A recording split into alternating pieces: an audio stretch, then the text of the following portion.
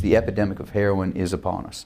Right now, local lawmakers are trying to work against it by going after the people at the top, the people selling dangerous drugs that are taking lives at an alarming rate. But our justice system is lacking a law that would hold drug dealers responsible for these deaths and keep them behind bars longer.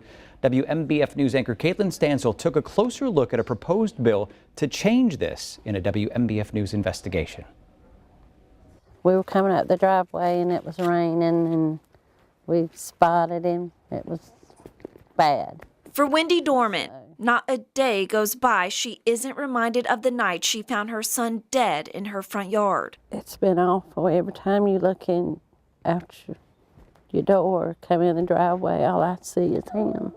Heath Watson was just 26 years old, in the prime of his life, but an addiction to heroin and one last potent hit would end it all on a rainy night in June of last year. You know, he thought he was getting heroin, but it was something else. They found the syringe in Heath's pocket, and tests later showed it was fentanyl, a powerful synthetic opioid, 50 to 100 times stronger than morphine. Who do you want to see held responsible for this? Drug dealers.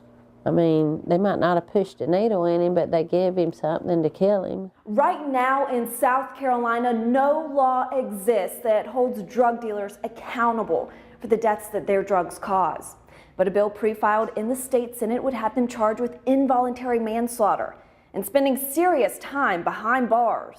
We are seeing this fentanyl-laced heroin and very hot loads of heroin hitting the streets and resulting in overdoses in a way that we have never seen in South Carolina. So, and this is not unique to our state, actually. It's a national epidemic. But that has, I guess, uncovered the need for a charge that will fit that type of conduct. Conduct that resulted in more than 100 deaths in Horry County alone this past year. And the Horry County coroner says opioid abuse has grown so much that overdose deaths have far exceeded the number of homicides involving guns in 2016. When you do these things, sometimes it's a one-way ticket and there's not a second chance on it. Horry County Coroner Robert Edge has seen the effects of the heroin epidemic over and over again. And he finds himself having to explain to loved ones that there's little that can be done right now to hold anyone accountable. We go to a lot of families and we tell them, this is what the situation is. And their question to police are, and to myself, well, can you charge the person that gave it to them?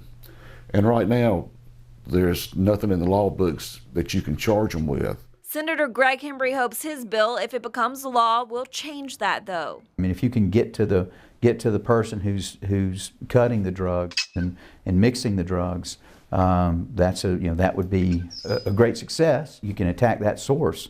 You can prevent more people potentially being killed. But that's not where this fight stops. It's not the silver bullet that's going to change everything.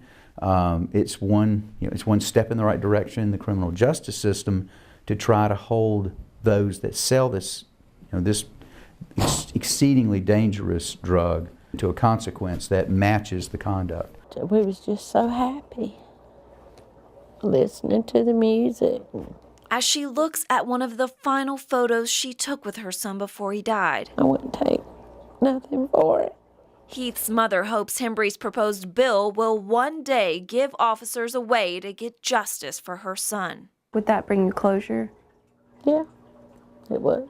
It's not going to bring him back, but it'll help my heart to know that they can't give somebody else something for them to die. Senator Hembry introduced his bill to the Senate earlier this month. Right now, it's in the hands of the Judiciary Committee. If passed, it could put a drug dealer behind bars for up to 15 years for an overdose death caused by the drug they sell.